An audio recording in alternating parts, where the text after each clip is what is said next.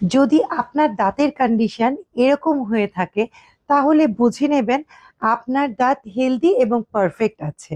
There is no need for any kind of treatment. যদি আপনার দাঁতের কন্ডিশন এমন হয়ে থাকে তাহলে সিম্পল ফিলিং করাই যথেষ্ট। আর যদি আপনার দাঁতের কন্ডিশন এরকম হয়ে থাকে সেক্ষেত্রেও কিন্তু সেই দাঁত ফিলিং করে সহজেই প্রিজার্ভ করা সম্ভব। কিন্তু আপনার দাঁতের কন্ডিশন যদি এরকম হয়ে থাকে সেই ক্ষেত্রে রুট ক্যানেল ট্রিটমেন্ট করে ক্যাপ করা ছাড়া কোনোই বিকল্প নেই।